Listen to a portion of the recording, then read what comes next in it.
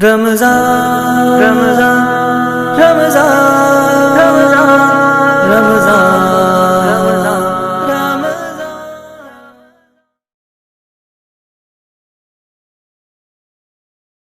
السلام علیکم ورحمۃ اللہ وبرکاتہ۔ آج بحمد تعلیم الاسلام کا یہ 12واں درس ہے۔ بسم اللہ الرحمن الرحیم۔ صحابہ کرام کا بیان۔ سوال: صحابی کسے کہتے ہیں؟ اس سے پہلے ہم نے اللہ تعالیٰ کی ذات کے متعلق ہمارے کیا نظریے ہونے چاہیے، اسی طرح انبیاء کرام کے متعلق ہمارے کیا خیالات ہونے چاہیے، عقیدے ہونے چاہیے، اسی طرح فرشتے، آسمانی کتاب۔ اب یہی سلسلہ آگے چلتا ہے، صحابہ کرام کا بیان۔ سوال: صحابی کسے کہتے ہیں؟ جواب: صحابی اس شخص کو کہتے ہیں جس نے ایمان کی حالت میں حضور صلی اللہ تعالیٰ علیہ وسلم کو دیکھا ہو یا آپ صلی اللہ تعالیٰ علیہ وسلم کی خدمت میں حاضر ہوا ہو اور ایمان کے اوپر اس کی وفات ہوئی ہو، اسے صحابی کہتے ہیں۔ سوال: صحابی کتنے ہیں؟ جواب: ہزاروں ہیں جو آپ کی خدمت میں حاضر ہو کر مسلمان ہوئے اور اسلام پر ان کا انتقال ہوا۔ سوال: سب صحابی مرتبے میں برابر ہیں یا کم زیادہ؟ جواب: صحابہ رضوان اللہ علیہ مجمعین کے مرتبے آپس میں کم زیادہ ہیں، لیکن تمام صحابہ باقی امت سے افضل ہیں۔ سوال: صحابہ رضوان اللہ علیہ مجمعین میں سب سے افضل صحابی کون ہیں؟ جواب: تمام صحابہ کرام میں 4 صحابی سب سے افضل ہیں۔ اول، حضرت ابوبکر صدیق رضی اللہ تعالیٰ عنہ جو تمام امت سے افضل ہیں۔ دوسرے، حضرت عمر فاروق رضی اللہ تعالیٰ عنہ جو حضرت ابوبکر صدیق رضی اللہ تعالیٰ عنہ کے سوا تمام امت سے افضل ہیں۔ تیسرے، حضرت عثمان غنی رضی اللہ تعالیٰ عنہ جو حضرت ابوبکر اور حضرت عمر رضی اللہ تعالیٰ عنہما کے بعد تمام امت سے افضل ہیں۔ چوتھے، حضرت علی رضی اللہ تعالیٰ عنہ جو حضرت ابوبکر، حضرت عمر اور حضرت عثمان رضوان اللہ علیہ مجمعین کے بعد تمام امت سے افضل ہیں۔ یہی چاروں بزرگ حضور رسول خدا صلی اللہ تعالیٰ علیہ وسلم کے بعد آپ کے خلیفہ ہوئے۔ سوال: خلیفہ ہونے کا کیا مطلب ہے؟ جواب: حضور رسول اللہ صلی اللہ تعالیٰ علیہ وسلم کے دنیا سے تشریف لے جانے کے بعد دین کا کام سنبھالنے اور جو انتظامات حضور صلی اللہ تعالیٰ علیہ وسلم فرماتے تھے انہیں قائم رکھنے میں جو شخص آپ کا قائم مقام ہوا اسے خلیفہ کہتے ہیں۔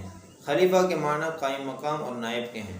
حضور صلی اللہ تعالیٰ علیہ وسلم کی وفات کے بعد تمام مسلمانوں کے اتفاق سے حضرت ابوبکر صدیق رضی اللہ تعالیٰ عنہ حضور صلی اللہ تعالیٰ علیہ وسلم کے قائم مقام بنائے گئے، اس لیے یہ خلیفہ اول ہیں۔ ان کے بعد حضرت عمر فاروق رضی اللہ تعالیٰ عنہ دوسرے خلیفہ ہوئے۔ ان کے بعد حضرت عثمان رضی اللہ تعالیٰ عنہ تیسرے خلیفہ ہوئے۔ ان کے بعد حضرت علی رضی اللہ تعالیٰ عنہ چوتھے خلیفہ ہوئے ہیں۔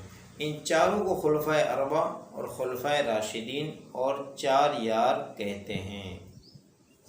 یہ جو ترتیب بیان کی گئی صحابہ کرام میں فضیلت کی کہ سب سے افضل حضرت ابوبکر صدیق رضی اللہ تعالیٰ عنہ ہیں، ان کے بعد حضرت عمر رضی اللہ تعالیٰ عنہ ہیں، ان کے بعد حضرت عثمان رضی اللہ تعالیٰ عنہ ہیں، ان کے بعد حضرت علی رضی اللہ تعالیٰ عنہ ہیں، یہ اہل السنہ والجماعت اور دنیا کے تمام مسلمانوں کا اتفاقی نظریہ ہے۔ یاد رکھیں کہ ہم جو اس کتاب میں اسلام کی بنیادی معلومات حاصل کرتے ہیں اور معلومات حاصل کرنے کے لیے جو باتیں پڑھ رہے ہیں، یہی ساری چیزیں ہمیں بتائی جا رہی ہیں کہ جو چیز کا، جس ذات کا، جس شخصیت کا جو مقام ہے اسی لحاظ سے ان کی عزت، توقیر اور ان کو درجہ دینا ہے۔ اللہ تعالیٰ کا اپنی جگہ پر ایک مقام ہے، پیغمبروں کا اپنی جگہ پر ایک مقام ہے، پیغمبروں میں حضرت محمد صلی اللہ تعالیٰ علیہ وسلم کا ایک مقام ہے، اسی طرح تمام صحابہ کا ایک مقام ہے، پھر ان میں اہل بیت کا ایک خاص مقام ہے، خلفائے راشدین کا ایک خاص مقام ہے۔ تو کسی کی محبت میں مبالغہ کرتے ہوئے کمی بیشی نہیں کرنی۔ ہم جانتے ہیں کہ دنیا میں صحابہ کرام کو لے کر شیعہ جماعت مسلمانوں سے ایک الگ ہو گئی ہیں اور وہ اس ترتیب کو نہیں مانتی۔ وہ ان 4 خلفاء میں حضرت علی رضی اللہ تعالیٰ عنہ کو پہلے نمبر پر رکھتی ہیں اور باقی کے خلفاء کو ان کا دشمن بنا کر پیش کرتی ہیں، حالانکہ یہ سراسر اسلام کے خلاف نظریہ اور عقیدہ ہے۔ اللہ تعالیٰ تمام انسانوں کی، مسلمانوں کی اس سے حفاظت فرمائیں۔ ولایت اور اولیاء اللہ کا بیان۔ سوال: ولی کسے کہتے ہیں؟ جواب: جو مسلمان خدا تعالیٰ اور پیغمبر علیہ السلام کے حکموں کی تابعداری کریں اور کثرت سے عبادت کریں اور گناہوں سے بچتا رہیں، خدا اور رسول کی محبت دنیا کی تمام چیزوں کی محبت سے زیادہ رکھتا ہو، تو وہ خدا کا مقرب اور پیارا ہوتا ہے، اس کو ولی کہتے ہیں۔ سوال: ولی کی پہچان کیا ہے؟ جواب: ولی کی پہچان یہی ہے کہ وہ مسلمان، متقی، پرہیزگار ہوں، کثرت سے عبادت کرتا ہوں، خدا اور رسول کی محبت اس پر غالب ہوں، دنیا کی حرص نہ ہو۔ عام طور پر ہمارے یہاں ولی کی پہچان لوگ چمتکار سمجھتے ہیں کہ بڑے بال ہوں، کرتا پائجامہ ہو اور صرف لوگوں کی نمازیں معاف کرا دیتا ہوں، اور اس کو لوگ ولی سمجھتے ہیں، حالانکہ یہ ولی کی پہچان نہیں ہے۔ سوال: کیا صحابی کو ولی کہہ سکتے ہیں؟ جواب: ہاں، تمام صحابی خدا کے ولی تھے، کیونکہ حضور رسول کریم صلی اللہ تعالیٰ علیہ وسلم کی صحبت کی برکت سے ان کے دلوں میں خدا اور رسول کی محبت غالب تھی، دنیا سے محبت نہیں رکھتے تھے، کثرت سے عبادت کرتے تھے، گناہوں سے بچتے تھے، خدا اور رسول کے حکموں کی تابعداری کرتے تھے۔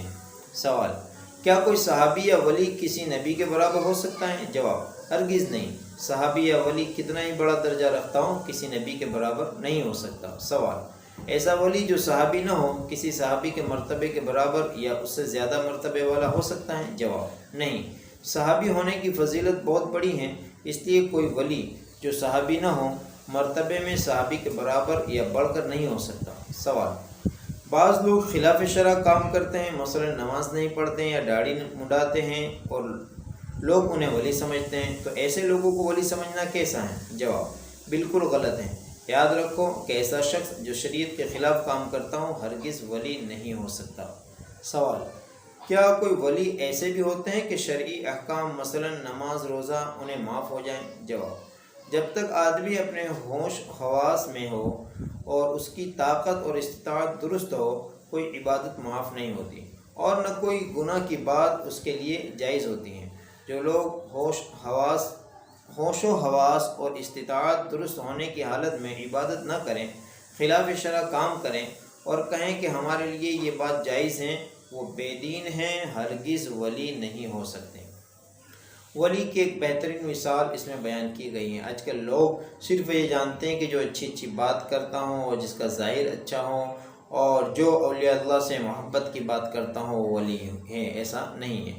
دوسری ایک اہم بات کہ اس میں درجات بیان کیے گئے ہیں کہ ولی کا ایک درجہ ہے، اس کے بعد صحابی کا بھی ایک خاص درجہ ہے، خلفائے راشدین کا ایک خاص درجہ ہے، اہل بیت کا ایک خاص درجہ ہے، انبیاء اکرام کا ایک خاص درجہ ہے، اور امام الانبیاء جناب محمد الرسول اللہ صلی اللہ تعالیٰ علیہ وسلم کا ایک سب سے اعلیٰ درجہ ہے۔ تو ہر ایک کو ان کے درجات کے حساب سے رکھیں۔ آج کل ہم سنتے ہیں کہ قوالیوں میں ولی کو خدا کا درجہ دے دیا جاتا ہے، کہیں ولی کو پیغمبر کا درجہ دے دیا جاتا ہے، تو یہ سب باتیں خرافات ہیں، شرک ہیں۔ اللہ تعالیٰ ان تمام قسم کی خرافات سے امت مسلمہ کی حفاظت فرمائیں اور ہم تمام کو صحیح علم حاصل کرنے کی اور اس پر عمل کرنے کی توفیق